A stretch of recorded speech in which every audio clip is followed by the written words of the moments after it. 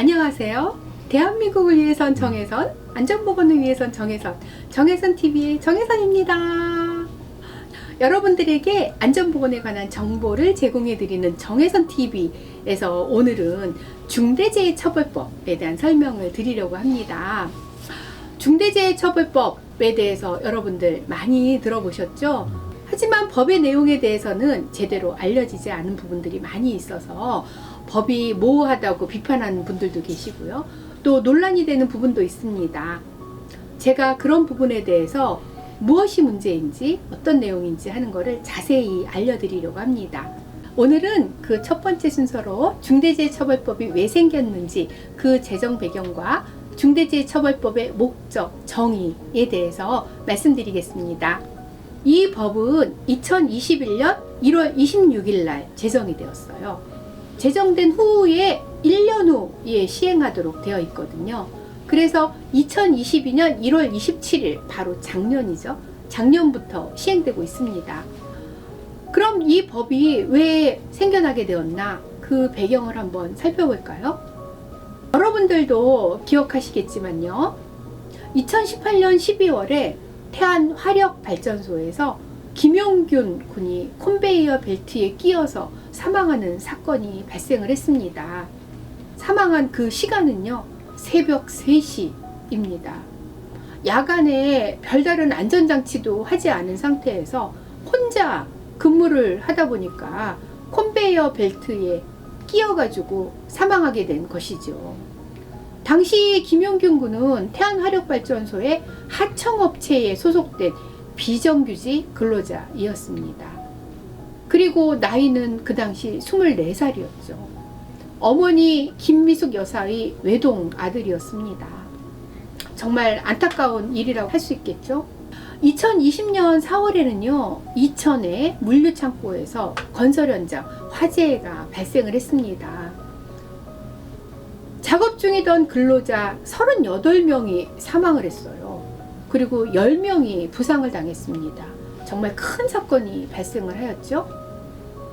이 현장은요, 화재의 위험성이 아주 높아서요, 사고가 발생하기 이전에도 한국산업안전보건공단으로부터 6차례나 문제점들을 계속 지적받아 왔습니다. 그렇지만 그 문제가 개선되지 않은 채 작업을 계속 진행을 하다가 대형 인명피해가 발생을 하게 된 것이죠. 이때 희생된 근로자 대부분은요, 일용직 근로자였어요. 또 다른 사건을 한번 얘기해 드릴까요? 2016년인데요. 5월에 발생한 구의역 스크린도어 사건입니다. 여러분들도 잘 아시죠? 구의역 승강장에서요, 스크린도어를 수리를 하고 있었는데요. 역사로 진입하는 열차에 치여가지고 20대 청년이 사망한 사건입니다. 이 작업은 2인 1조가 필요한 그런 작업이거든요. 그런데 혼자서 일을 하다가 사망을 피하지 못했죠. 이 청년도 하청업체에 소속된 비정규직 근로자였어요. 사망자의 소지품에서 컵라면이 발견이 되었죠. 그리고 나서 많은 분들의 가슴을 더욱 아프게 했는데요. 이 김군에 대한 추모 행렬이 쭉 이어지면서 저임금, 또 위험한 노동에 시달리는 비정규직 근로자의 처우를 개선해야 한다. 그런 목소리가 점점 높아졌습니다. 이 사건의 판결이 2019년 11월에 대법원에서 최종적으로 이루어졌거든요. 하청업체 대표는 집행유예 2년을 받아서 다 풀려났고요. 그리고 또 원청업체의 사장님은요, 벌금 1,000만 원만 받았습니다. 20대 청년이 사망을 했는데 벌금 1,000만 원이 최종 판결로 내려진 것이죠. 너무 미미한 처벌이라고 하지 않을 수 없습니다. 이 세 가지 사건을 쭉 살펴보면요, 결국은 힘들고 어렵고 이런 곳에서 외주화된 상태에서 일을 하면서 산업재해 희생자가 대부분 발생을 하고, 그런 사람들이 주로 하청업체에 소속된 비정규직 노동자다라는 것을 볼 수가 있습니다. 하청업체에 소속된 노동자의 안전보건을 지키는 것에 대해서 원청에서도 관심을 가져야 하겠다라는 것을 확인을 할 수가 있겠습니다. 이러한 사회적인 분위기가 쭉 형성이 되면서 바로 중대재해처벌법이 제정이 되게 된 것이죠. 자, 이번에는 중대재해처벌법의 목적을 한번 말씀을 드려보겠습니다. 중대재해처벌법 바로 제1조의 목적이 나와 있습니다. 그 목적을 살펴보면은요, 이 법은 사업 또는 사업장, 또 공중이용시설, 그리고 공중교통수단을 운영하거나 아니면은 인체 해로운 그런 원료나 제조를 취급하면서 안전보건 조치 의무를 위반을 해서 인명피해를 발생하게 된 그런 사업주 또 경영책임자, 그런 분들을 처벌할 수 있게 규정을 한 그런 것입니다. 그래서 중대재해를 예방하고 시민과 종사자의 생명 또 신체를 보호함을 목적으로 한다, 이렇게 명시되어 있죠. 여기서 중요한 것이 있습니다.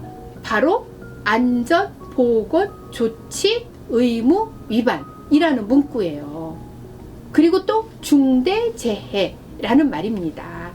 다시 말하면은요, 많은 사람들이 중대재해처벌법은요, 산업재해가 발생하면 무조건 사업주가 처벌받는다, 그렇게 알고 있지만 아니에요. 그것이 아니라요, 바로 안전보건 조치 의무를 위반했을 때, 그리고 중대재해가 발생했을 때 처벌을 받는다는 것입니다. 다시 말하면 안전보건 조치를 위반하지 않았어요. 그랬으면은 안전보건 조치 의무를 위반하지 않으면 인명피해가 발생을 했어도 처벌받지 않는다는 것이죠.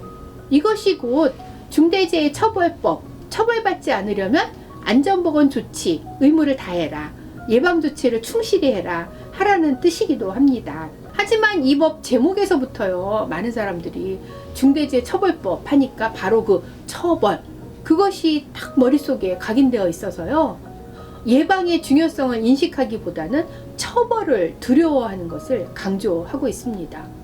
그러다 보니까 많은 기업에서 안전보건 예방조치를 충실히 하기보다는요, 실제로 처벌을 면하기 위해서 대형 로펌의 컨설팅을 의뢰하는 경우가 굉장히 많습니다. 사실상 처벌을 받지 않으려면 안전보건 전문가의 컨설팅을 받아서 안전보건 예방 대책을 철저히 하는 것이 중요하거든요.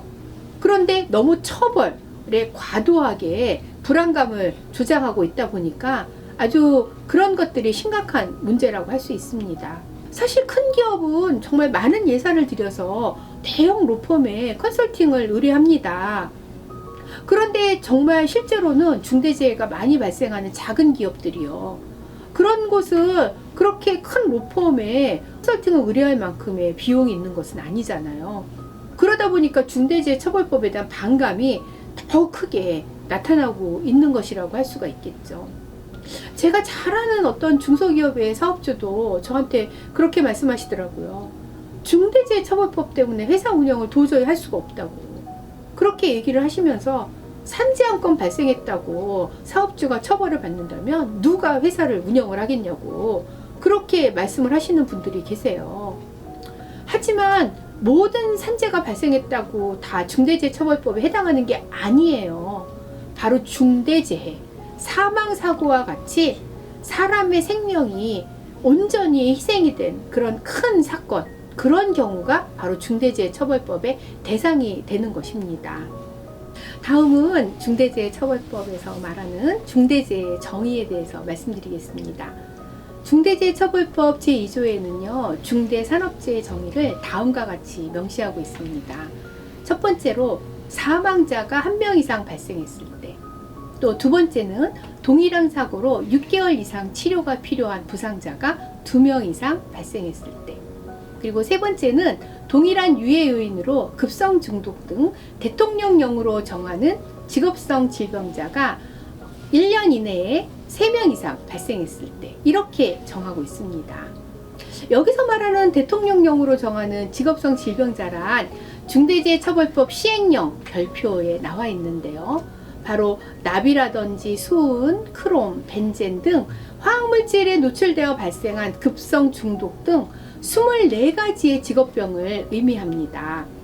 이 내용을 요약하면 모든 산업재해에 대해서 처벌을 받는 것이 아니라 사업주가 안전보건 조치 의무를 위반하여 중대재해가 발생을 했을 때 그때 처벌받는 것이라는 것을 알 수가 있겠죠.